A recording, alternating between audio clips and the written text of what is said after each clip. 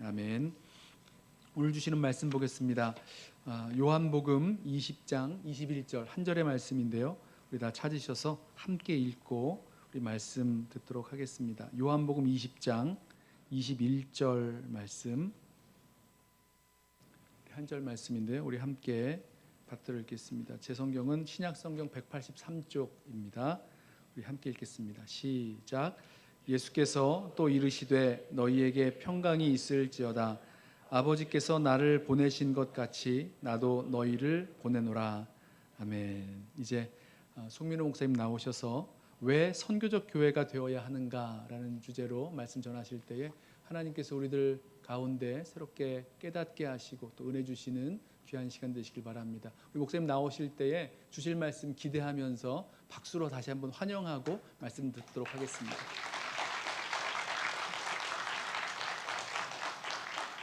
네, 할렐루야. 네, 제가 달라스를 이제 세 번째 오는 건데요. 한 15년 전에 왔을 때는 8월 달에 왔거든요. 가면서 내린 결론은 사람이 살 곳이 못 된다. 숨을 못 쉬겠다. 이러고 갔고요.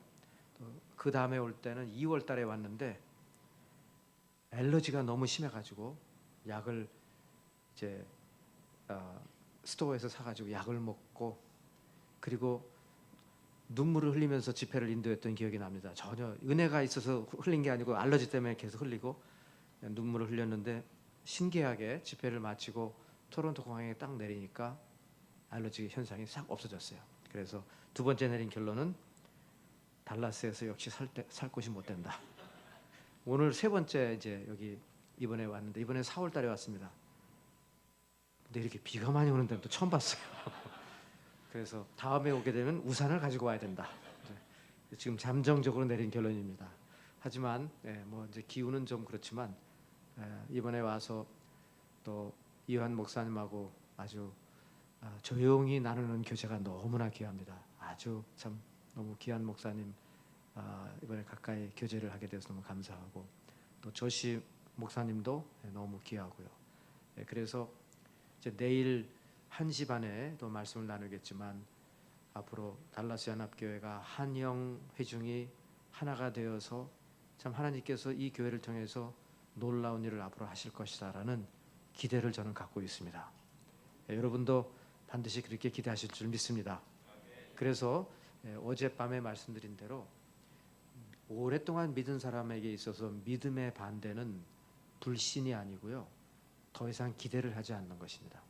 그러나 이제 우리는 믿음의 백성이 될 수 있습니다. 그리고 앞으로 나를 통해서 또 나의 가정을 통해서 나의 구역을 통해서 나의 교회를 통해서 반드시 하나님은 새로운 역사를 이루어 가신다고 믿으시기 바랍니다. 그리고 오늘 새벽에 순종에 대해서 말씀을 드렸습니다. 믿음과 순종은 같이 갑니다. 동전의 양면과도 같습니다. 믿음이 있는 사람은 순종하게 되어 있습니다. 본하퍼 독일 나치 치하에서 이제 순교를 하게 된 그 본하퍼가 그의 책 제자도 The Cost of Discipleship이라는 책에서 아주 유명한 말을 남기죠. 이제 그 당시에 그 막 히틀러가 막 활동을 하고 있을 때 뉴욕의 신학교에 잠시 방문을 하게 됩니다. 그랬을 때 이제 30대 후반밖에 안 된 이 장래가 정말 촉망한 신학자가 왜 다시 독일로 돌아가서 그 위험한 안 된다 독일로 가지 마라 했는데 보나파는 그래도 지금 민족이 그리고 교회가 어려울 때 나는 가서 같이 생명을 걸고 싸워야 된다. 갔다가 결국 이제 죽죠. 이제 형장의 이슬로 사라지게 되는데 그런데 그가 제자도라는 책에서 아주 유명한 말을 남겼습니다. 믿는 자는 순종하고 믿는 자가 순종하고 믿는 자만 순종한다. 이런 표현을 썼습니다. 믿는 자가 순종하고 그리고 순종하는 자가 믿고 그런데 이제 거기서 끝난 게 아니라 믿는 자만 순종하고 순종하는 자만 믿는다는 겁니다. 그러니까 여러분 우리가 믿으면 반드시 순종이 따라와야 됩니다. 그래서 여러분께서 나의 삶 속에서 하나님께서 새로운 일을 하실 거라고 믿으신다면 이제 하나님께서 그 뜻을 보여주실 때마다 반드시 순종으로 이어질 수 있기를 축원합니다. 순종이 있으면 여러분 이제 믿음대로 놀라운 일들이 펼쳐지게 될 것입니다.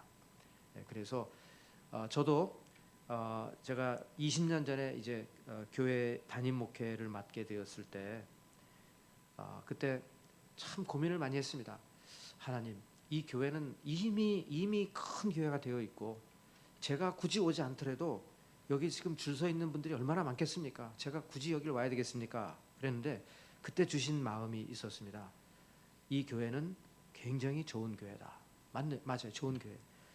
네가 여기 와서 두 가지만 하지 않으면 이 교회는 성장하게 되어 있다. 무슨 말씀을 이렇게 하시나? 첫째, 설교를 너무 못해서 교인들을 잠재우면 안 된다. 설교를 조금 못해도 괜찮아요. 너무 못해서. 두 번째, 스캔들만 일으키지 않으면 된다. 그러면 이 두 가지만 피해가면 이 교회는 자연적으로 커지게 되어 있다는 것입니다. 이게 무슨 말씀인가 생각을 해보니까 이 교인들이요, 오늘날의 교인들이 매우 이기적입니다. 그래서 큰 교회를 찾게 되어 있고 다 갖추어진 교회를 찾게 되어 있습니다. 그냥 아이들을 내려놓고 그냥 내가 마음껏 종교적인 모든 것을 원하는 것을 다 받고, 그러니까 이제 그런 교회일수록 이벤트가 많아요. 교인들을 막 끌어서 다 교회로 끌어들이는 그런 일들을 많이 합니다. 근데 하나님께서 저에게 주신 마음이 그렇게 해서 교인 수가 늘어난다고 해서 착각하지 마라. 이것은 네가 목회를 잘해서 교인 수가 늘어나는 게 아니고 성도들이 편하게 신앙생활하려고 하는 것이다. 이제 네가 이 교회를 오는 목적은 좋은 교회를 이제는 이타적인 교회로 바꾸는, 그러니까 영어로 말하면 church for others, 이타적인 교회로 바꾸는 그 일을 위해서 내가 너를 이 교회로 부른다라는 말씀을 주신 겁니다. 그때부터는 교인 수가 몇 명이 모이는지가 별로 중요하지가 않고요. 더 중요한 것은 우리 교회에 들어온 성도님 한 분 한 분을 어떻게 설득하고 훈련시키고 그분들을 도와서 정말 하나님께서 원하시는 삶을 살도록 해드릴 것인가. 이것이 저에게는 더 아주 심한 이제 버든으로, 부담으로 다가오게 된 것입니다. 그래서 오늘 제가 여러분과 함께 나누려고 하는 토픽은 이겁니다. 이제 여러분께서 만약 하나님께서 우리를 통해서 새 일을 시작하신다는 것을 진정으로 믿으신다면요, 그러면 넥스트 토픽은 선교적 교회라는 그 개념을 한번 생각해 보시고 이것이 우리 교회에 맞는 것인가를 판단해 보셔야 될 것입니다. 그래서 저는 오늘 여러분과 함께 왜 선교적 교회인가라는 제목으로 말씀을 나누려고 하는 것입니다. 먼저 좋은 교회 이야기를 조금 더 해보겠습니다. 여러분 화면을 한번 펴주시고요. 이 근처에 어디에 좋은 교회가 있습니까? 라는 질문을 한 번쯤은 들어보셨죠?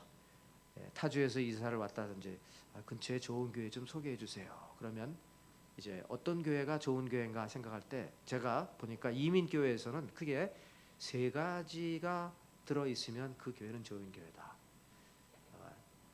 예배를 드리러 왔는데 참 찬양이 은혜가 되고 말씀이 은혜가 되고, 그러면 우선 첫 번째 패스를 한 겁니다. 두 번째는 예배가 끝나고 체육관에 갔는데 누가 와서 나에게 반갑게 반겨주고, 그리고 보니까 교회가 분위기가 따뜻해요. 구역에 한번 가보니까 구역이 정말 분위기가 좋아요. 여기 됐다. 마지막 체크리스트, 교회 주일학교에 아이들을 보내봤는데 아이들이 너무 흡족해하는 거예요. 여기서 잘하면 아이들 신앙 성장하겠다. 자, 이 세 가지의 리트머스 테스트를 통과하게 되면 우리가 대체로 말하는 좋은 교회입니다. 맞아요, 안 맞아요, 여러분? 대체로 맞죠. 그래서 행복한 신앙생활은 누가 와서 이 근처에 좀 좋은 교회 좀 소개해 주세요. 그러면 갈 데 딴 데 있나? 우리 교회 오시면 제일 좋죠. 우리 교회 이게 다 됩니다. 이렇게만 되면 참 좋아요. 그런데 이민교회가 그게 쉽게 세 가지가 충족되지 않습니다. 뭐 하나가 되면 뭐 하나가 잘 안 되고 그런 게 돼 있어요. 그래서 제가 그 다음에 이제 카트에 보시면 한 번은 제가 우리 목사님들하고 수양회에 가서 이런 질문을 한번 해봤습니다. 목사님들 한번 여쭤보겠습니다. 만일 우리 토론토 영락교회가 무슨 이유든지 간에 다음 주부터 더 이상 이제 교회가 문을 닫게 생겼습니다. 존재하지 않게 되었습니다. 라고 한다면 우리 교인들은 빼놓고 야, 그 토론토 영락교회가 왜 없어졌어? 야, 안타깝고 아쉽다라고 매우 실망하거나 안타까워할 사람들이 누굴까요? 라고 질문해 봤어요. 그랬더니 이제 우리 목사님 중에 한 분이 조금 농담을 잘하시는 분이 그 저기 우리 교회 앞에 있는 주유소 그 안에 커피숍 그 주인이 그 매우 안타깝게 생각하겠네. 왜냐면 우리 주일만 되면요 거기 가서 커피 엄청 사와요. 막 이렇게 박스로도 사오고 한 번쯤은 저한테 사무실에 고맙다고 찾아와야 되는데 도대체가 이런 이해관계가 참 안타까워요. 오히려 여기서 나오는 쓰레기 우리가 다 짚고 하는데 어쨌든 그래서 제가 목사님들한테 아니 그것도 뭐 가능하겠는데 그렇게 농담하지 말고 한번 진지하게 한번 얘기를 해봅시다. 토론토 영락교회가 더 이상 존재하지 않으면 야, 그 좋은 교회 참 왜 없어졌지 안타깝다라고 아쉬워할 사람들이 누굴까요? 라고 했더니 저부터도 먼저 생각을 했더니요. 이제 이 머릿속에 떠오르는 아이들이 캄보디아에 두고 온 아이들이었어요. 저희 교회가 캄보디아 그 한번 사진을 보시면 캄보디아에서 지금 고아원을 하고 있거든요. 보육원을 하고 있는데 그 아이들 얼굴이 막 떠오르더라고요. 만일 지금 나오고 있죠? 안 나오네. 사진이 나옵니까? 네네. 캄보디아 고아원 사진을 올려주십시오. 그 순서대로 쭉 가시면 돼요. 네. 네, 잘 안 된답니다. 네. 이렇게 하시나요? 그럼 저도 그냥 같이 이렇게 할까요? 네. 네.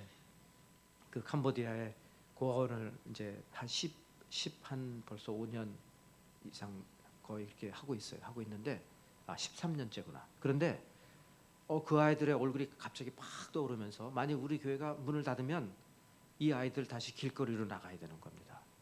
그렇게 생각을 해보니까 맞아. 그러면 우리가 좋은 교회는 좋은데 그 이민자들이 찾는 그 세 가지 조건은 결국은 나의 관점에서 좋은 교회예요. 그런데 다른 사람의 관점에서 우리 교회가 좋은 교회가 되려면 평소에 우리 교회를 통해서 누군가가 혜택을 받고 있는 사람들은 이 교회가 왜 없어졌는가 궁금해할 겁니다. 자, 여러분 그렇다면 한번 옆에 계신 분에게 한번 물어보세요. 우리 달라스 연합교회가 다음 주부터 더 이상 끝. 그건 좀 붕해 와가지고 이런 또 예화를 드는 것도 그렇지만 어쨌든 예화예요. 그냥 예화인데 자, 달라스 연합교회가 다음 주부터 이제 더 이상 다 교인들 다 뿔뿔이 흩어져서 다른 데로 가세요. 문 닫습니다. 라고 했을 때 연합교회 교인 빼놓고 누가 가장 안타까워하고 슬퍼할까요? 한번 옆에 계신 분에게 한번 말씀해 보세요. 누가 제일 안타깝다고 그럴까요? 그 교회 왜 없어졌어? 좋은 교회가 라고 답이 금방금방 한 몇 개가 나올 수 있을까요? 어떻습니까? 아까 EM에도 똑같은 질문을 했거든요. 그때 거기 답은 가끔 한 번씩 오는 사람들이 볼 때는 왜 없어졌지? 그럴 것 같아요. 자, 어떻습니까? 여러분의 답은 무엇입니까? 자, 여기서 답이 막 팍팍팍팍 나오면 지금 우리가 뭔가 잘하고 있는 거예요. 뭔가 지금 우리 교회의 울타리를 넘어서 정말 우리 교회가 누군가에게 큰 혜택을 주고 있는 겁니다. 그런데 이게 별로 답이 없으면 말입니다. 그럼 지금 우리 뭐 하고 있지? 이런 생각이 드는 거예요. 그냥 우리끼리만 모여서 신앙생활 잘 하고 있고 그냥 그럼 교회가 방주인가? 이런 느낌. 방주. 그냥 죽어가는 영혼들 이 안에 들어오세요 해가지고 외부와 철저하게 차단을 하는 그런 교회인가? 이렇게 생각을 하게 되는 것입니다. 자, 그래서 중요한 것은 우리가 소비자적인 마인드를 가진 사람들이 생각할 때 좋은 교회가 아니라 하나님의 눈으로 볼 때 또 특히 사회에서 소외되고 어려운 사람들의 눈으로 볼 때 좋은 교회가 되어야 한다는 것입니다. 아멘을 일단 하시면 참 좋은데 왜 안 하실까요? 아멘입니까? 네. 이제 아직도 안 고쳐졌어요? 아직도? 네. 오케이. 그러면 그냥 저는 진행을 그냥 하겠습니다. 자, 제가 보니까 말입니다, 여러분. 세상에는 세 가지 유형의 교회들이 있습니다. 저의 관점에서 보니까 첫째는 교회가 죽어가는 교회입니다. 이제 카나다도 그렇고 미국도 그럴 거예요. 여기 특히 이 메인라인 교회들, 백인 교회들 보면은 더 이상 젊은이들이 교회를 떠났기 때문에 희끗희끗한 노인들 쭉 있다 보면 결국 그분들이 돌아가시면 교회 문 닫아요. 카나다에도 엄청 많이 문을 닫고 있습니다 지금. 그래서 첫 번째 유형의 교회는 뭔가 세대 교체가 일어나지 않고 새로운 어떤 그 새로운 그 수혈이 되지 않은 상황에서 교회들이 서서히 늙어가고 약해지고 죽어가는 겁니다. 첫 번째 유형의 교회고, 두 번째 교회는요, 겉으로 볼 때는 엄청 부흥하는 교회예요. 막 사람들이 얼마나 많이 모이는지 몰라요. 그 다음 사진에 보시면 이게 지금 그렇게 먼데 있는 교회가 아닙니다. 어느 교회냐면 휴스턴에 있는 교회입니다. 미국에서 제일 많이 모이는 교회예요. 휴스턴에 있는 레이크우드 처치라고, 거기 목사님 이름이 조엘 어스틴이에요. 들어보셨죠? 네. 전 별로 안 좋아해요, 이 교회를. 몇 년 전에 허리케인이 지나갔을 때 사람들이 보호를 위해서 피해서 저 건물의 문을 두들기면서 좀 들어가서 피하자고 했는데 안 열어줬어요. 이유는 보험상의 이유고, 이유는 아직 우리가 시큐리티가 제대로 준비가 안 돼 있어서 외부 사람들은 맞을 수가 없다는 거예요. 아니 지금 저긴 지금 비를 맞고 바람을 맞고 있어서 들어오고 싶은데 못 들어오는 거예요. 그런 과정에서 옆에 있는 웨어하우스나 퍼니처 스토어는 문을 다 열고 들어오라고 하는데 말입니다. 그러니까 교회가 그때 한 방 크게 얻어맞았죠. 그 다음날 그 네트워크 TV 기자가, 리포터가 와가지고 그 교회를 배경으로 해가지고 이 교회는 허리케인이 왔을 때 문을 닫은 교회입니다라고 막 하니까 데미지 컨트롤도 하는 거예요. 막 이제 문을 열었으니까 들어오라는 거예요. 사람들이 화가 나서 안 들어갔습니다. 필요할 때는 문을 잠가놓고 이제는 데미지 컨트롤하고 자기들 어떤 그 좋은 인상을 남기기 위해서. 근데 여러분, 그런 게요, 교회가 평소에 어떤 생각을 가지고 있었느냐에 따라서 유사시에 행동하는 게 달라지는 겁니다. 저 교회는 죄송한 얘기지만 자신을 위해서 살찌는 교회예요. 자신을 위해서 살찌는 교회입니다. 그러니까 저는 제가 저분하고는 한 번도 만나본 적도 없고 같이 원한을 살 이유도 없어요. 그러나 안타까운 거예요. 왜? 저분의 책을 혹시 읽어보셨습니까? 뉴욕 베스트셀러 잘 되는 나, 긍정의 힘, 책 읽어보셨습니까? 책이 우울증 환자들 읽으면 참 좋아요. 그런데 복음서는 아닙니다. 페이지 수를 아무리 넘겨봐도 거기에는 죄라는 단어는 한 번도 나오지가 않아요. 우리가 죄인이 아니에요. 죄라는 단어가 안 나와요. 죄라는 단어가 안 나오니까 예수 그리스도의 십자가도 나올 필요가 없어요. 복음이 아니잖아요. 그러니까 이런 책은 내가 좀 포지티브한 긍정적인 마인드를 가지려면 읽으세요. 그러나 이 책을 읽고 이것이 기독교고 복음이다라고 한다면 천만의 말씀입니다. 이거는 반기독교적이에요. 거기서 말하는 반이라는 건 절반이 아니라 NT라는 말입니다. 반기독교가 아니라 반기독교예요. 이거는. 그래서 세상에는 말입니다, 상당히 살찌고 부흥하는 것처럼 보이지만 결국 그건 뭐냐면 자신을 위해서 존재하는 교회입니다.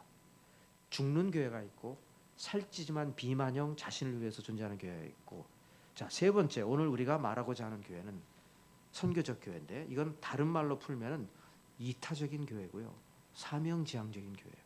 교회가 왜 존재하느냐라는 질문을 했을 때 우리는 하나님께서 우리에게 주신 사명을 감당하기 위해서 존재한다는 것입니다. 이런 성도들 한 분 한 분의 분명한 이 이해가 각인되어 있는 교회가 선교적 교회입니다.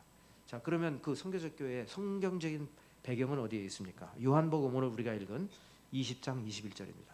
거기에 보시면 한번 같이 읽으실까요? 시작. 나를 보내신 것과 같이 나도 너희를 보내노라. 아버지께서 나를 세상에 보내신 것과 같이 나도 너희를 세상으로 보내노라. 부활하신 예수님께서 막 겁을 내면서 문을 걸어 잠그고 숨어 있는 제자들에게 숨을 쉬고 성령을 받으라고 말씀하시면서 평강이 있을지어다, 이제 내가 너희를 세상으로 보내노라 말씀을 하시면서 누구든지 누구의 죄든지 사하면 사해질 것이고 누구의 죄든지 그대로 두면 그대로 있으리라. 무슨 말씀이냐면요, 가서 복음을 선포하고 죄사함의 은총을 선포하면 그 사람들 죄사함을 받게 될 것이고, 그대로 놔두면 영영 죄사함의 은총을 받지 못할 것이다. 그러므로 가서 주의 복음을 전하라는 것입니다. 너희는 가라는 겁니다. 여기에서 이제 우리가 한 가지 깨달아야 될 것은, 주님께서 교회에 주신 사명은요, 이 복음을 들고 세상으로 가라는 겁니다. 우리가 가라는 거예요. 온 성도가 세상으로 가라는 겁니다. 그런데 이렇게 막 은혜 받기 위해서 교회에 모이고, 그래서 막 사람들이 너무 모이니까 그 다음엔 교회를 더 크게 짓고 더 모이고 더 크게 짓고 막 이런 것은 성경에서 말하는 그런 교회가 아니라는 것을 저는 말씀드리려고 하는 겁니다. 우리 그 사도신경을 이렇게 쭉 보면은 나는 거룩한 공교회를 믿습니다. 이제 그런 내용이 나오거든요. 사도행전이 아니라 그 뭐죠? 그 사도신경. 사도신경. 사도신경은 2세기에 완성이 되었어요.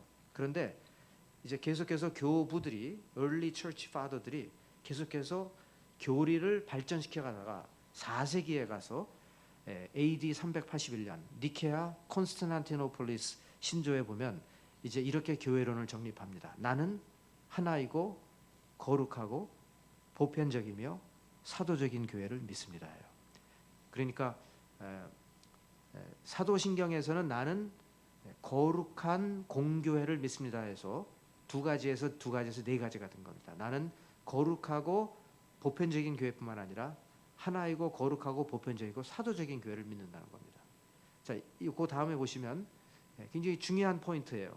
즉 교회의 네 가지 속성을 말해주고 있는데, 통일성, 교회는 그리스도의 몸이다. 각자의 지체가 그리스도의 몸을 이룬다 해서 교회는 통일성, 하나됨이 굉장히 중요합니다. 교회가 서로 마음이 나누어지고 갈라지고 다투면 절대로 교회는 주님의 뜻을 받들 수가 없습니다. 그렇기 때문에 하나가 되어야 된다는 겁니다.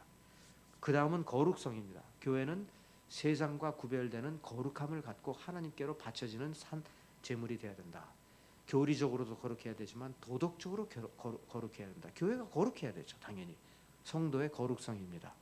세 번째는 보편성입니다. 이 표현은 우리가 평소에 잘 안 하는데, 교회는 보편적이다라는 말을 쓸 때는 예수 그리스도를 구주로 시인하는 무리가 있다고 한다면 그 무리가 2만 명의 무리든 20명의 무리든, 그 무리가 산골에 있던 도시 한복판에 있던 그 무리가 영어를 하든 스페니쉬를 하든, 그 무리가 백인이건 흑이든 상관없이 문화와 언어와 시대를 초월해서 예수 그리스도를 구주로 시인하는 무리라면 다 똑같은 교회라는 겁니다.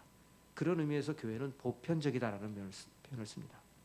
그러니까 여러분, 우리가 단기 선교를 가면은 말입니다, 생전 처음 보는 사람이고 말이 통하지도 않지만 찬양하면서 손잡고 할 때 뭔가 뜨거움이 있어요. 교회는 보편적이기 때문에 그렇습니다. 같은 그리스도를 섬기기 때문에 그런 겁니다. 어떻게 근데 별로 부흥회가 왜 이렇게 강의처럼 돼가나? 혹시 그렇게 느껴지십니까? 자, 조금만 더 인내해 주세요. 1시간만 더 인내해 주세요. 중요한 내용이에요. 네 번째 교회 속성. 이 부분이 매우 간과되어 있다는 겁니다. 오늘날 너무나 사람들이 이걸 미스하고 있어요. 그것은 뭐냐면 교회의 사도성입니다. 아니, 사도성이 뭐예요? 그 뭐 신사도 운동 하자는 아니에요. 지금 그거는 이단입니다. 신사도 운동 그거하고 거리가 먼 얘기예요. 자, 그 다음에 보시면 누가복음 6장에 예수님께서 이런 말씀을 하셨어요. 그 제자들을 부르사 그 중에서 12를 택하여 사도라 칭하셨으니라고 되어 있어요. 제자를 12를 부르고 12를 택하시고 난 다음에 그 사람들을 사도라고 칭했다. 사도라는 단어, 어포슬, 보내심을 받은 자라는 뜻입니다. 좀 더 쉬운 말로 말하면 하나님의 심부름꾼 자들이에요. 심부름하라고 보내심을 받은 자들입니다. 그래서 교회의 사도성을 말할 때는 교회는 하나님의 심부름을 받아서 세상으로 보냄을 받았다는 것입니다. 거기서 나오는 것이 아버지께서 나를 세상에 보내신 것과 같이 나도 너희를 세상으로 보내노라. 보내심을 받았다는 게 사도성입니다. 그런데 오늘날 이 왜 개신교에서 특히 사도성을 강조하지 않는지 모르겠어요. 그 이유는 천주교의 문제, 해석의 문제와 상관이 있습니다. 천주교는 사도성을 어떻게 해석을 했냐면, 이 같은 콘스탄티노폴리스 신앙 고백을 할 때 제가 지금 빨간 줄 쳤는데요. 거긴 뭐라고 나오냐면, 나는 하나이고 거룩하고 보편적이며 사도적인 교회를 믿습니다라고 해야 되는데, 하나이고 거룩하고 보편적이며 사도로부터 이어오는 교회를 믿습니다라고 번역을 해놨어요. 사도로부터 이어온다. 이 말은 다시 말하면 뭐냐면, 나는 사도적 계승으로 정통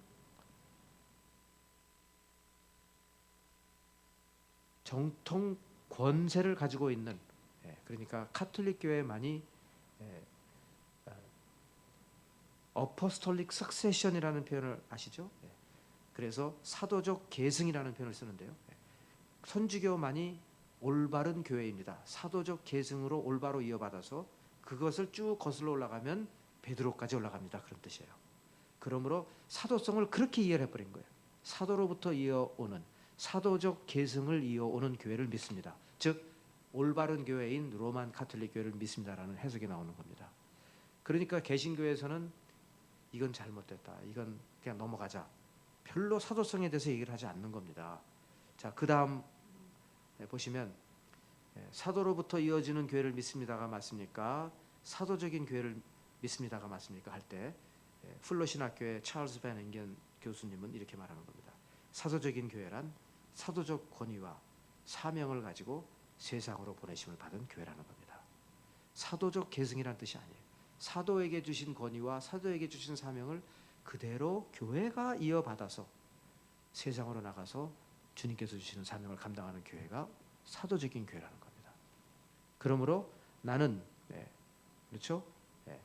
하나이고 거룩하고 보편적이고 사도적인 교회를 믿습니다 할 때, 사도적인 교회는 세상으로 보내심을 받은, 세상에서 주님께서 주신 사명을 감당하는, 해야 하는 교회로 믿습니다라는 뜻이 되는 겁니다. 그래서 여러분, 그러면 사도성을 잃어버린 교회는 어떤 모습일까요? 라는 질문에 이렇게 답이 나오는 겁니다. 자신을 위해서 존재하는 거예요. 이기적인 교회가 되는 겁니다. 세상을 위한 의미 있는 일에 개입하지 않는 겁니다. 세상이 어떻게 흘러가든지 상관이 없어요. 이 안에서만 잘 지내면 되는 겁니다. 두 번째, 비전이 없어요. 비전 있다면 어떻게든지 더 하나라도 끌어모아서 몸집을 키우는 게 비전입니다. 그러니까 막 더 크게 건물을 짓고 더 크게 해서 이 안에서 우리만 종합백화점으로 크루즈 오션 라이너로 살아가면 된다는 생각을 갖는 겁니다. 결국 비만층에 걸려서 죽게 되죠. 그런 교회는 어떤 스캔들 하나가 딱 일어나면 그냥 콱 터지는 겁니다. 그리고 스캔들이 일어날 수밖에 없는 구도죠. 썩고 썩어 있으니까 그 안에가. 세 번째, 수많은 교회가 안타깝게도 오늘날 이 사도성을 잃어버리고 시한부 삶을 살고 있는 겁니다. 죽어가든지 비만증으로 죽든지 영양결핍으로 죽든지 시한부 인생을 산다는 것입니다. 그러나 우리는 이제 그런 선택을 따르지 말고 우리는 선교적 교회의 선택을 따라야 된다는 것입니다. 이것이 저는 제가 말씀드린 대로 어젯밤과 오늘 새벽에 하나님께서 우리를 통해서 새로운 일을 하실 때 하나님의 주님의 교회가 올바로 성경대로 다시 세워지기를 바라는 마음을 주님 갖고 계신 것이고요. 주님은 우리를 통해서 세상을 바꾸기를 원하신다는 겁니다. 어떤 분은 그럴 거예요. 우리가 무슨 세상을 바꿔요. 그런데 여러분, 매우 가능합니다. 한 예를 들어볼까요? 제가 아까 우리 교회가 그 캄보디아에서 고아원을 한다고 그랬는데, 이제 그게 어떻게 된 거냐면은, 제가 필리핀에 선교사로 있을 때 신학생들을 데리고 캄보디아에 비전 출입을 여러 번 왔었어요. 한 번은 이제 학생들하고 햄버거를 먹고 있는데 캄보디아 푸놈펜 길거리에 이렇게 유리창, 우리는 스토어 안에서 먹고 있고 유리창을 벽으로 해서 그 바깥에 있는 이제 아이들이, 길거리에서 사는 아이들이 우리를 계속 쳐다보더니 가까이 오더니 뚝뚝뚝 유리창을 두들기더니 말이에요. 그 햄버거, 제 플레이트에 있는 햄버거를 손가락을 하더니 배가 고프니까 그거 나 달래는 거예요. 순간적으로 주고 싶지는 않은데 그렇다고 먹고 싶은 마음도 없고 그냥 야 이거 어떡하나 뭐 이러면서 그냥 그때 굉장히 끙끙 앓았던 생각이 나고요. 또 한 가지 질문은, 근데 얘네들이 왜 이렇게 길거리를 몰려다니지? 도대체 정부는 뭐를 하고 있길래 왜 이렇게 스트릿 아이들이 이렇게 많은 거야? 그런 생각이 들었어요. 나중에 선교사님한테 물어보니까 아이고 글쎄 말이에요, 이 아이들이 부모가 에이즈로 죽은 애들이 많아요. 그죠? 푸놈펜에 HIV 바이러스가 얼마나 돌아다니는지, 그래서는 결국 다 그냥 이렇게 옮겨서 에이즈가 돼서 많이들 죽어갑니다. 그래요. 그때 이제 제가 그때 주님께 기도한 게 있어요. 주님, 만일 제가 언제 기회가 되면 이런 아이들을 위해서 고아원을 좀 하고 싶습니다. 그랬어요. 그리고 이제 토론토로 담임 목회로 가게 되니까 제일 먼저 떠오른 게 그 아이들이 떠올랐어요. 그래서 장로님들하고 함께 비전 출입을 캄보디아를 한 두세 번을 왔다 갔습니다. 장로님들한테 어때요? 우리 한번 이거 해볼까요? 여기서 장로님들의 마음도 같이 하나님 움직여 주셔가지고 그래서 저희가 땅을 사고 고아원을 짓고 한 50명 정도 고아들을 받아서 이제 그 운영을 하기 시작했습니다. 그 중에는 정말 우리가 찾았던 그런 에이즈로 부모를 잃은 아이들도 들어왔어요.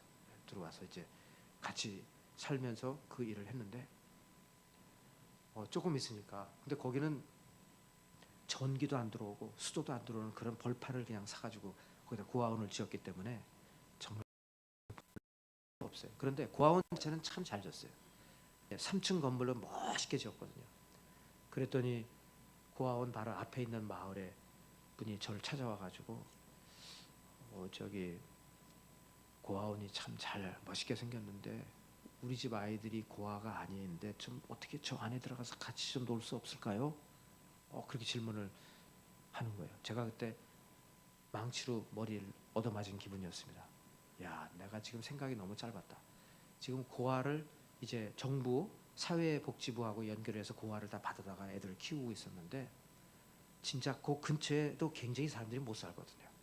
이렇게 가보면 정말 아무것도 없어요. 그 사람들이 볼 때는 저 멀쩡하게 지은 집이 얼마나 좋았을까, 왜 이 생각을 못했을까 하고 추가로 건물을 하나 또 줬어요. 그래서 그걸 커뮤니티 센터를 해가지고 캄보디아는 하루 종일 학교를 가는 게 아니에요. 반나절만 가요. 아침반 오후까지 있어요. 그래서 이걸 이제 방과 후 방과 전 프로그램을 돌렸습니다. 그 전기가 안 들어오는 데를 1.5km니까 한 1마일 정도를 전봇대를 박아가지고 전기를 끌어와서 그래서 그냥 이렇게 쭉 그 앞에 그 전봇대를 대니까 전기가 확 들어오네요. 우리 고아원에. 그러니까 또 마을 사람들이 우리도 좀 끌자고 해가지고 끌어가시라고 다 해서 갑자기 그냥 그 마을이 환해진 거예요. 사람들이 너무 좋아하는 겁니다. 그리고 나서 저 땅이 말입니다. 킬링 필드였어요. 저 사실 75년부터 79년까지 내란이 일어났을 때 저기서 전투를 하던 장소예요. 거기서 폭발하지 않은 폭탄도 얼마 전에 발견되고 그랬습니다. 정말 죽음의 땅이 생명의 땅으로 변한 거예요. 킬링 필드가 리빙 필드가 된 거라니까요. 그랬는데 그 커뮤니티 센터를 이제 오픈하기 시작을 했어요. 그랬더니 아이들이 막 몰려와요. 하루에 평균 150명에서 200명이 세 마을에서 와가지고 컴퓨터 배우고 영어 배우고 그리고 아트 미술반 이런 걸 이제 하니까 막 애들이 너무 좋아하는 겁니다. 아니 전기도 안 들어오던데 컴퓨터 반을 하니까 상상을 해보세요. 애들이 막 그리고 영어를 엄청 잘해요.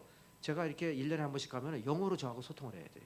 영어를 배워가지고 자 이렇게 해서 이제 아이들이 고등학교를 졸업하게 됐을 때 부모님들이 그 옆에 이제 옷 공장, 신발 공장이 있거든요.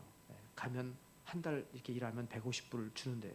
그러니까 졸업할 때까지만 기다렸다 애들 이제 그 공장으로 가서 일하라는 건데 우리 선교사님이 설득을 하는 거예요. 야, 이 애들 얼마나 똑똑해요. 지금 방과 후에 영어 다 배웠고 컴퓨터 배우는데 신발 공장, 옷 공장 보내지 말고 저기 그러지 마시고요. 푸놈펜에 대학을 보내죠. 그러니까 무슨 대학을 보내냐고. 무슨 그래도 제발 대학을 좀 보내고 그 대신에 등록금은 부모가 되고 우리 고아원에서 저 시내에 기숙사를 한 동을 우리가 하나씩 렌트를 할 테니까 우리가 걔들 재울 테니까 여기서 등록금 되고 그리고 아르바이트해서 자기들 먹을 거 꾸리고 이렇게 이제 어레인지를 했습니다. 그래가지고 2년 전에 3년 전에 처음으로 2명이 로얄 포놈펜 유니버시티 사범대학을 졸업했어요. 우리로 말하면 서울대학교 사범대학을 나온 거예요. 둘이. 완전히 깡시골에서 한 사람도 대학을 간 적이 없는데 두 자매가 대학을 나와가지고 그래서 학교에 취직을 해가지고 신발 공장, 옷 공장보다 지금 월급을 2배, 3배를 받고 있으니까 막 사람들이 막 입이 이렇게 벌어진 거예요. 야, 이 선교사님이 옳았구나.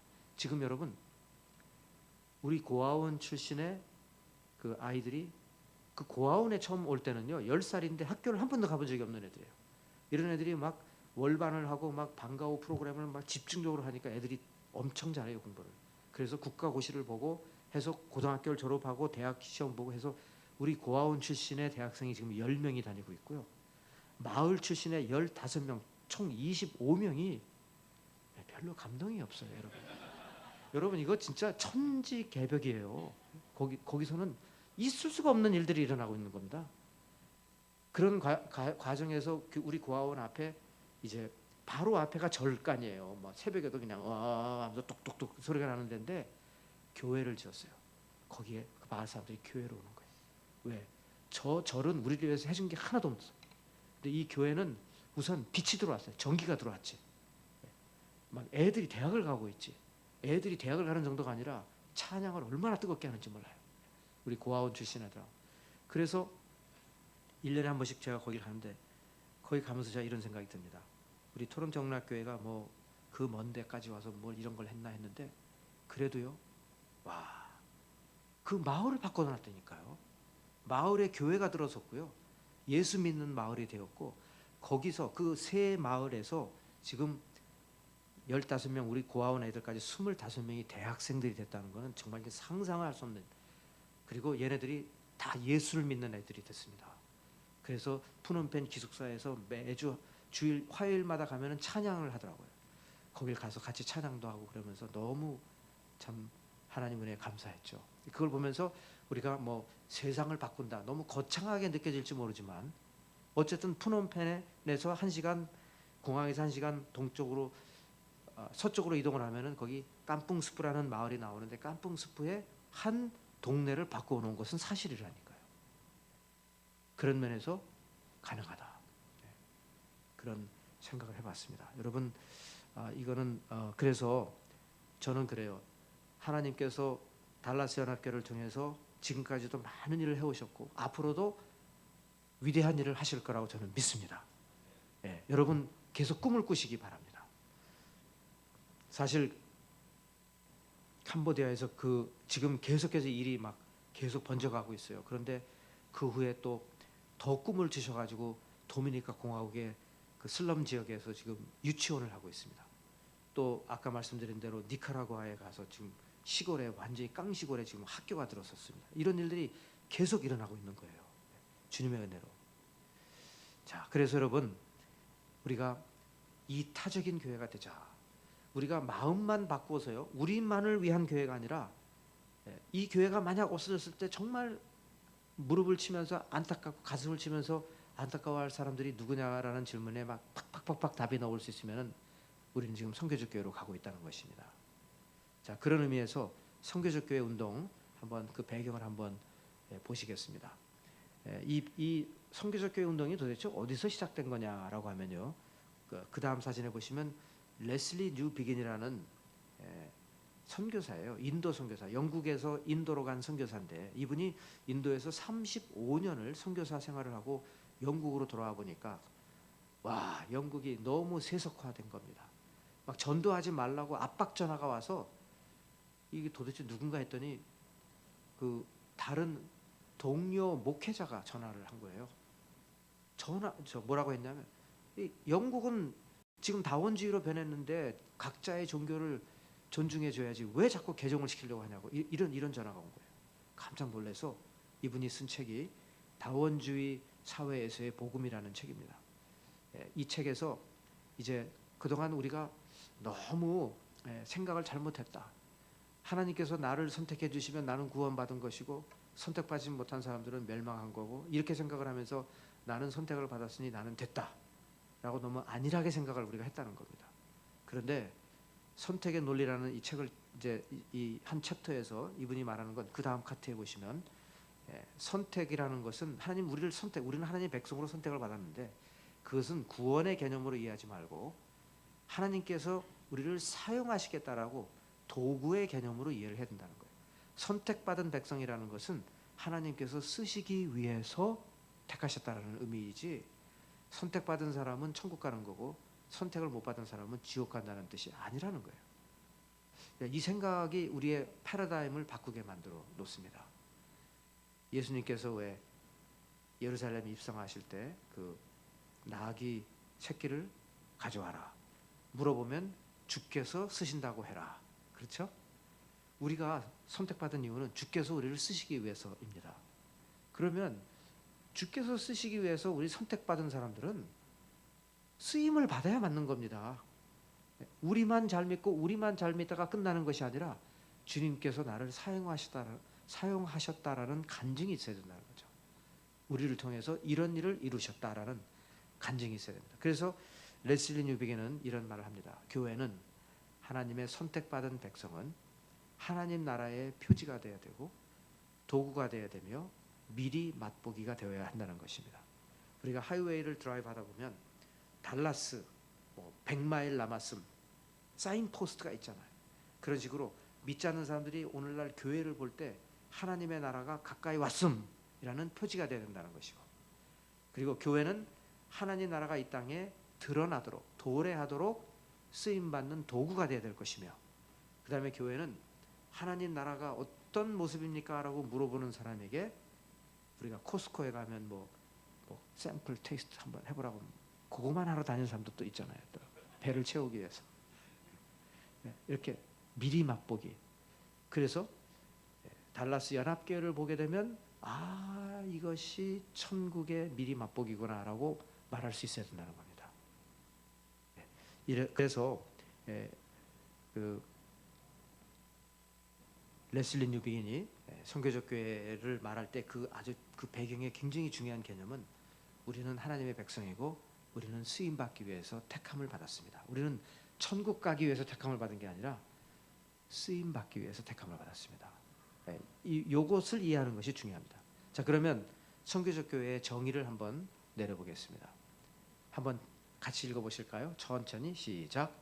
온 성도가 세상으로 보내심을 받아 구속적 삶을 살며 하나님의 선교에 동참하는 믿음의 공동체이다. 네. 자, 이게 무슨 뜻이냐면요. 이건 이제 제가 책을 한 권 썼어요. 선교적 교회에 대해서. 그래서 거기서 이제 이 정의를 이렇게 내리고 이것을 하나씩 이렇게 풀어갑니다. 네. 그런데 제가 카피를 2권을 갖고 왔어요, 목사님. 제가 이렇게 교회 혹시 도서관이 돼 있죠? 없습니까? 그러면 이제 제가 책 2권을 이렇게 목사님을 드리니까 여러분 빌려서 읽으시기 바랍니다. 자세하게 잘 설명을 해놨어요. 온 성도가라는 것은 뭐냐면 온 성도가 여기 계신 분뿐만 아니라 이 교회에 속한 모든 성도가, 그러니까 오늘날에 이제 많은 교회가 참 방관자가 너무 많아요. 교회.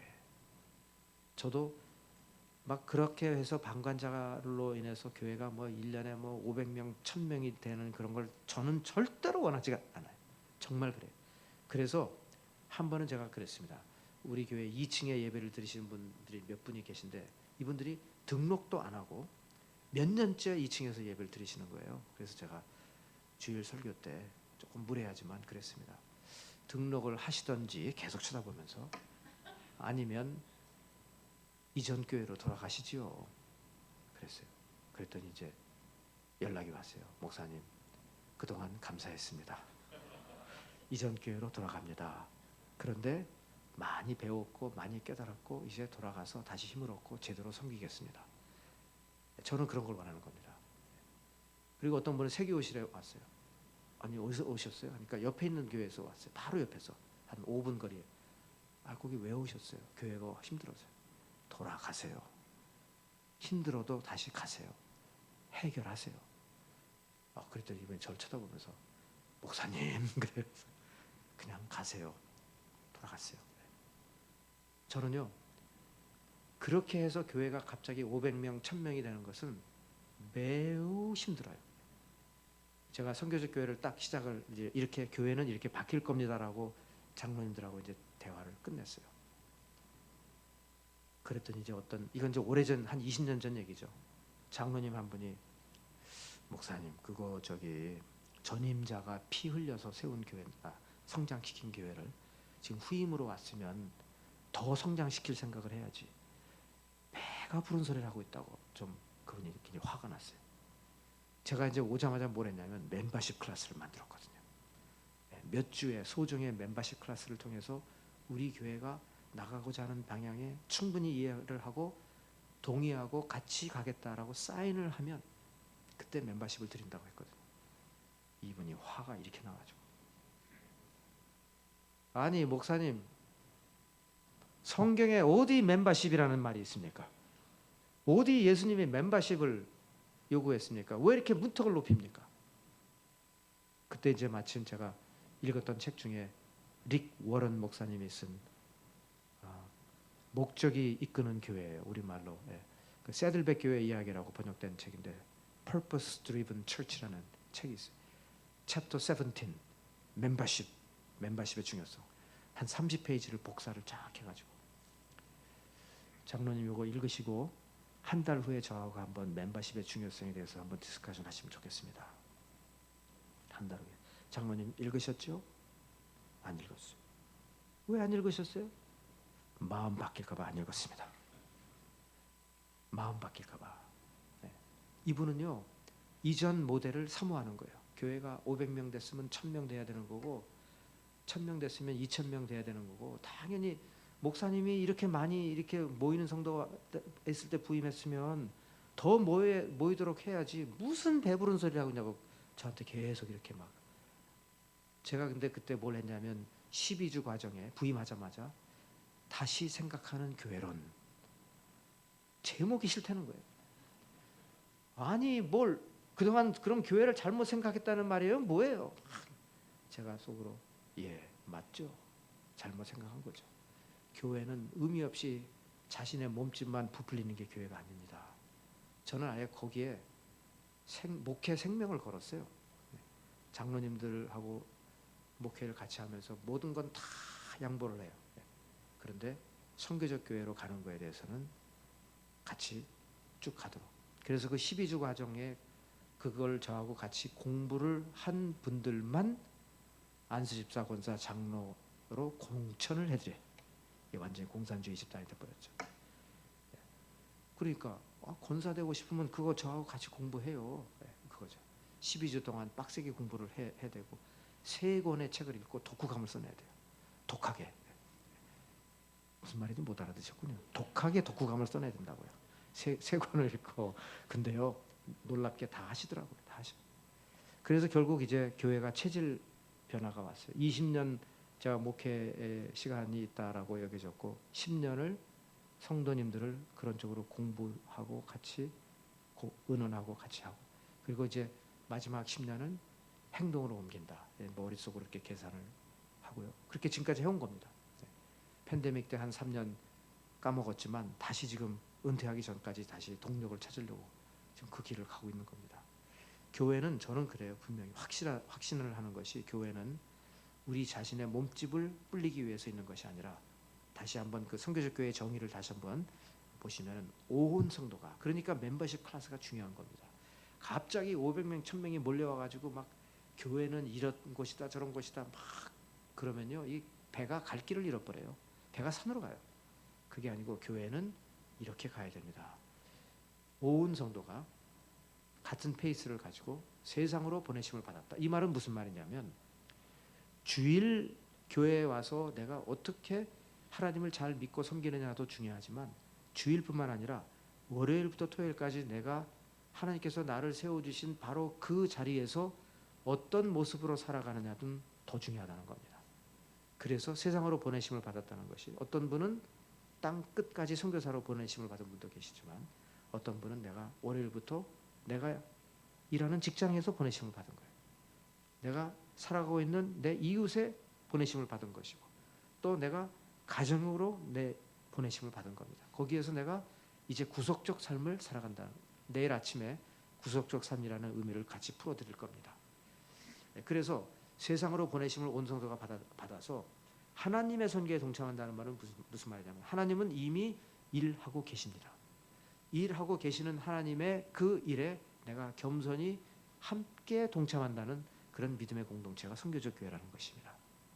그러니까 선교적 교회는 뭐 숫자가 늘어나야 된다, 줄어야 된다 이거는 좀 다른 이야기예요. 해외 선교를 많이 해야 된다, 덜 해야 된다 이것도 다른 이야기입니다. 중요한 거는 성도 한 사람 한 사람이 내가 사명지향적으로 살아가고 있는가, 내가 부르심에 응답하고 있는가, 내가 하나님의 도구로 사용되고 있는가에 초점을 맞추고 있다는 것입니다. 그렇기 때문에 내가 어디에 있든지 세상에 빛이 되고 소금이 될 수밖에 없는 겁니다. 지난주에 저하고 같이 공부하던 성도님이 그래요. 목사님 근데 이거 배우고 나서요 엄청 스트레스 받았습니다. 왜요? 그랬더니 아니 제가 직장에서 일을 하는데 이제 파트너로 일을 해야 되나 봐요. 그러니까 자기가 속도를 내야 되면 옆에 있는 분도 같이 속도를 내야만 일이 잘 되는 거예요. 아 근데 이 양반이 일을 너무 지금 막 그 꾀를 부리고 일을 속도를 안 낸다는 거예요. 그래서 아침에 갈 때마다 기도 제목이 하나님 파트너 바꿔주세요. 그러니까 기도했다는 거예요. 그런데 그 선교적 꾀인이 뭐니 이거 공부하고 난 다음에 내가 그 기도가 잘못됐다는 걸 아니까 더 괴롭다는 거예요. 이제. 바꿔달라고는 못하겠고 내 삶은 힘들고 목사님 이거 어떻게 해야 됩니까? 저도 그래서 답이 금방은 안 나와요. 안 나오고 어떤 분은 또 그 같은 소그룹 디스커션을 하는데 어떤 분은 그래요. 아이고 제가 일하고 있는 건데 그 버스가 상사가 사람이 정말 못됐다는 거예요. 참 그러니 그런 데서 내가 어떻게 세상에 빛이 되고 소금이 되라는 말이냐고요. 그냥 일만 하고 돌아오게 해주시고요. 저는 그러거든요. 교회에 좀 덜 나오세요. 전 얘기하거든요. 그 시간 있으면 세상으로 더 좀 가세요. 그래야 전도도 하고 그래야 믿지 않는 사람들하고 더 좀 스킨십을 하면서 어쨌든 예수를 믿게 하고 빛과 소금이 되지. 어떻게 매일 교회만 옵니까? 좀 밸런스를 맞추세요. 제가 이렇게 얘기를 하면요. 목사님 뭘 모르는 이야기입니다. 저는 교회에 와야 안정감을 느낍니다. 세상에 나가면 나가는 순간부터가 전쟁입니다. 교회에 와야 좀 삽니다. 아 그러니까 그것도 이해가 되더라고요. 무슨 말인지가. 그런데 이것을 극복해서 지금 우리가 주일 예배를 드리고 성도와 교제를 하면서 많은 힘을 얻고 난 다음에 정말 우리가 나가서 전쟁터로 가는 거죠. 월요일부터 토요일까지. 그리고 거기에서 예수 믿지 않는 사람들을 믿게 하고요. 나의 선행으로 하나님의 나라를 드러내고 보여주는 겁니다. 그 일을 위해서 우리가 부르심을 받았다는 겁니다. 근데 이렇게 설교하면 교회가 붕이 안 돼요. 아이고 이 어려운 교회다. 딴 교회 가자. 이렇게 됩니다. 그렇지만 저는요. 쉽게 믿으려는 성도님 1000명보다는요.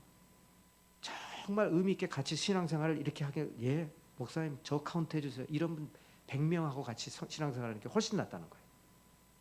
그런 분들이 세상을 바꾼다는 겁니다.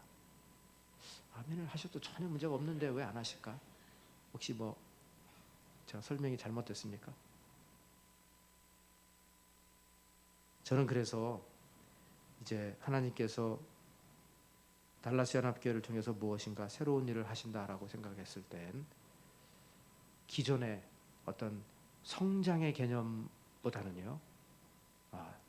우리가 충분히 여기에 동력이 있다는 거죠. 그럼 우리가 이제 생각을 좀 바꾸어서 이제부터는 Church for Others.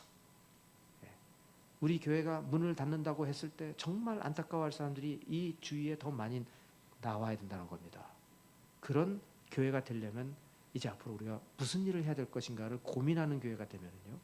정말 진지하게 고민하면 하나님께서 길을 열어주실 줄 믿습니다. 그것이 로컬 미션이 될 수도 있고 오버시즈 미션이 될 수도 있어요. 사실 그 구분은 거의 없어야 됩니다. 둘 다 해야 되는 거기 때문에. 자, 그 다음 여기 보시면요. 여러분 여기 조금 밑에가 잘 안 보이죠? 에베소서 2장 8절과 9절은 우리가 너무나 잘 알아요. 너희는 그 은혜에 의하여 믿음으로 말미암아 구원을 받았으니 이것은 너희에게서 난 것이 아니요 하나님의 선물이라. 행위에서 난 것이 아니니 이는 누구든지 자랑하지 못하게 함이라. 자, 이건 우리가 뭐 암송하시는 분도 많을 겁니다. 그런데 헬라어 성경에 보니까요. 이렇게 좀 떨어져 있지가 않아요. 두 단원이. 그러니까 2장 8절과 9절 그다음에 10절은요. 사실은 이어서 읽어야 됩니다. 왜냐하면 그 사이에 접속사가 들어있어요. 그래서 어떻게 읽냐면 이는 누구든지 자랑하지 못하게 함이라. 그러므로 아니면 그 이유는 이렇게 접속사가 들어있다는 겁니다. 그 이유는 우리는 그가 만드신 바이기 때문이라는 거예요. 그리스도 예수 안에서 선한 일을 위하여 지으심을 받은 자니 이 일은 하나님이 전에 예비하사 우리로 그 가운데 행하게 하심으로. 잘 안 보이네 그 밑에는요. 어쨌든 중요한 포인트는 8절과 9절은 우리가 은혜로 구원을 받았다는 거고요. 10절은 우리에게 구원을 허락하신 이유는 이미 예수 그리스도 안에서 선한 일을 예비하셔서 그 일을 하기 위해서라는 겁니다. 이해가 되셨죠? 그러니까 정말 우리 선교적 교회를 이해를 한 성도라면요, 구원은 끝이 아니라 시작이라는 겁니다. 내가 예수 믿고 구원 받으면 지금부터 하나님께서 나를 도구로 사용하셔서 이제 선한 일을 하시는데 쓰임을 받기 시작해야 된다는 겁니다. 자, 그래서 그 다음에 보시면 선교적 교회 성도들의 선교적 삶은 어떤 모습이 되어야 되냐면, 선교적 교회 성도들은 구원이 끝이 아니라 시작이라고 믿는다. 예수 믿고 구원받은 순간부터 우리는 하나님의 백성으로 분명한 사명감을 가지고 살아야 한다. 즉 우리는 선한 일을 위하여, 하나님의 선교죠, 선한 일을 위하여 새롭게 지으심을 받은 사람들이라는 것입니다. 에베소서 2장 8절부터 9절 10절까지 통째로 단숨에 읽었을 때 이런 결론이 나오는 겁니다. 근데 우리는 구원받고 선택받고 구원받고 천국 가고 끝. 그러나 성경에서 가르치는 것은 우리는 선택받고 구원받고 쓰임 받기 위해서 쓰임 받는 거예요. 그때부터. 그 다음에 보시면요, 그래서 이제 교회 안에서만 있는 것이 아니라 이제 우리는 세상 밖으로 나가야 된다는 거고요. 그 다음에 선교적 교회 성도들의 분명한 정체성, 하나님께서 이 땅에서 일하고 계시다는 것을 잘 이해하고 있고, 우리는 하나님의 택하신 백성이라는 것을 알고 있고, 택함은 우리만 천국 가기 위해서 택함이 아니라 쓰임 받기 위해서라는 것, 복음을 말하고 복음을 살아내는 사람들이고, 하나님 나라의 관점으로 생각하고 행동하고, 교회 담장을 기꺼이 넘어가고, 약하고 소외된 자들을 찾아가며 하나님 나라의 삶을 실제로 보여주고 있고, 그 다음에 선교적 교회의 DNA를 가진 공동체를 재생산해내는 겁니다. 우리도 이렇게 살면서 또 그런 공동체를 만들어 나가는 것입니다. 다음에 보시면, 그래서 이제 나의 모습을 늘 돌아보면서 나는 구속적 삶을 통해서 복음을 살아내고 있는가라는 질문을 하게 되는데요. 미국의 워싱턴 DC에 정말 대표적인 교회가, 선교적 교회 대표적인 교회라고 할 수 있는 것이 이제 그 다음 사진에 보시면 세이비어 교회입니다. 세이비어 교회, Church of the Savior라는 교회, 워싱턴 DC에 있는데, 자, 이 교회를 제가 좀 설명해 드리겠습니다. 그 다음 사진에 보시면 이 커플이 골든 커즈비하고 메리 커즈비 목사님 부부예요. 이분은 1947년에 세이비어 교회를 개척합니다. 그러니까 2차 대전 노르만디 상륙 작전에서 수많은 군인들이 죽어가는 것을 군의관으로 봤어요. 군의관이 아니고 채플린으로 봤어요. 그리고 그가 소원 기도를 합니다. 하나님, 나를 살려주시면, 미국으로 돌아오게 하시면, 지금 이렇게 죽어가는 사람들이 죽음을 두려워하면서 가는데, 나는 교회를 하면서 죽음을 두려워하지 않는 정말 하나님께 언제 부르셔도 자신 있게 갈 수 있는 성도들을, 그런 성도들의 교회를 해보고 싶습니다. 그러면서 이제 그가 아주 정의의 부대의 교회를 원했어요. 150명을 넘어가지 않는다. 150명을 넘어가면 목사가 관리를 못한다는 거예요. 멤버십을 받는데요, 2년 이상이 걸려요. 그렇게 해서 어렵게 멤버십을 받고 난 다음에, 멤버십을 받는데 인턴십까지 있으니까 1년 인턴십을 통해서 합격을 하면 멤버십을 받아요. 그러면 그 멤버십은 1년 유효해요. 그 1년 동안 멤버대로 제대로 못 살면 잘려요. 그런 교회가 세상에 있다는 걸 여러분 상상을 해보시겠습니까? 1년 예산을 어떻게 세우냐면 이렇게 다 모여요. 이제 그 세이비어 교회에서가 또 이제 7교회로 더 나눠졌는데, 그 중에 한 교회 성도님한테 들은 이야기입니다. 1년 예산을 우리는 이렇게 짭니다. 40명, 50명 모이는 성도들이 둥그렇게 서가지고 돌아가면서 내가 1년 연봉이 얼마인지를 쭉 말한대요. 그리고 그거의 10분의 1이 그 교회의 1년 예산이 되는 겁니다. 그래서 제가 그거 좀 공산주의 아니에요? 그랬더니 싫으면 나가면 되잖아요. 그런 거예요. 정말 그렇게 하고 있어요. 그 교회, 세이비어 교회가 이제 커져서 150명 이하를 유지하기 위해서 7교회로 또 지금 나눠져 있습니다. 그런데 그 한번 보세요. 그 사진에 보시면 이 골든 커스비 목사님이 현대 교회와 현대 성도는 세상의 문화를 개혁하기보다 오히려 그 문화에 중독되어 있다. 그래서 반드시 하나님 나라의 가치관으로 이 상황을 극복하고 공동체로 함께 삶을 나누며 나가야 된다. 시작부터 이제 성교적 교회를 하게 된 겁니다. 그 다음에 보시면 이 교회는요, 여기가 아닌데, 오케이, 우리가 잘못 제가 번호를 드려서 엉뚱한 게 지워졌네요. 네. 예를 들면 이런 겁니다. 이 교회는 멤버가 되는데 조건이 있어요. 뭐냐면 11조를 해야 되고, 하루에 1시간씩 성경과 말씀과 기도의 시간을 보내야 되고, 그 다음에 꼭 소그룹에 들어가서 소그룹을 통해서 사역을 해야 되고요. 네 번째는 그 사역이 반드시 믿지 않는 사람들과 하는 사역이 돼야 되는 게 있어요. 이거를 1년 내내 지키지 않으면 멤버십이 박탈됩니다. 그래서 이제 두 젊은이가 이제 멤버십을 드디어 받고 교회 문을 나서면서 하나님께 기도하는 거예요. 하나님, 우리가 믿지 않는 사람들과 뭔가 사역을 해야 되는데 뭘 했으면 좋겠습니까? 라고 했더니 음성이 들리는 겁니다. 네 눈을 뜨고 한번 봐라. 그러니까 워싱턴 DC 옆에 아담스 몰겐이라는 곳이 있는데 거기에 스트리트 피플이 너무나 많은 거예요. 음성이 들립니다. 이 사람들을 도와줘라. 그래서 이제 그 사람들을 하나씩 작게 시작을 했어요. 그 노숙자를 데려다가 집에 재우면서 케어하는 일을 했습니다. 그런데 보니까 왜 이 사람들이 노숙자가 되었는지를 알게 되었어요. 대부분 약물 중독자. 그러면 이 사람들을 정말 내가 제대로 세워주려면 이 약물 중독에서 벗어나게 해야 된다. 그래서 이제 프로그램을 만들었습니다. 28일 동안 약물을 복용하지 못하도록 완전히 막 사람이 떨잖아요.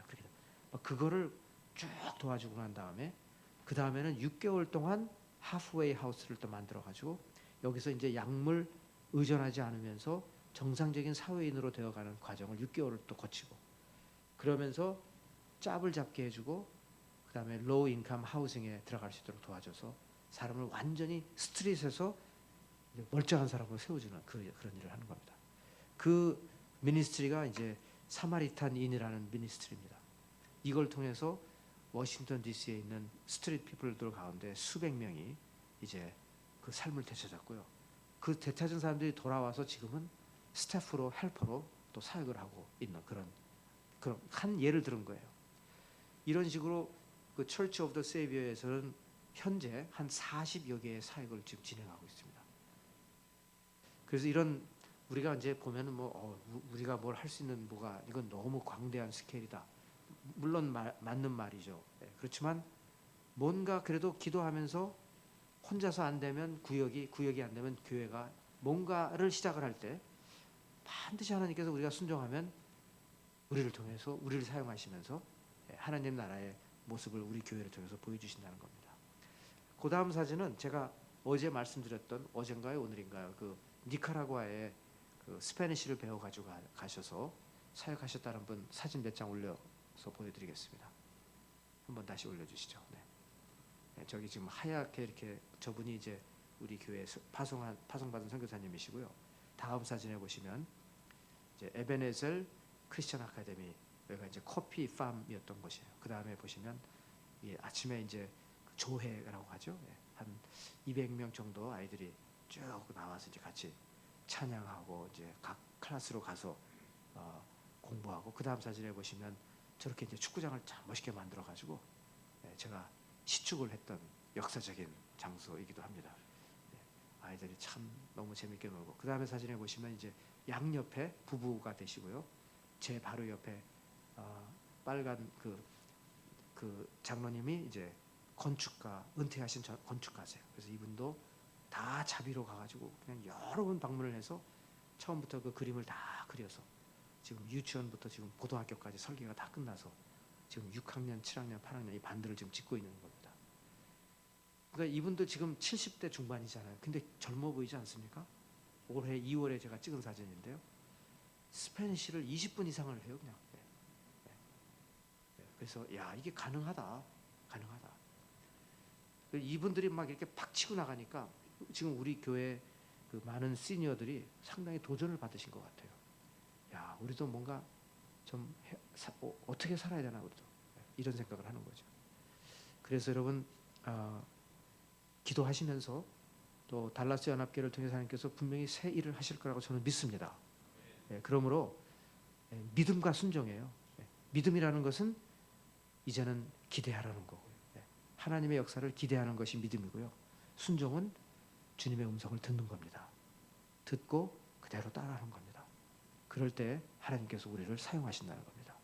선교적 교회로 가게 될 줄 믿습니다. 기도하겠습니다. 하나님,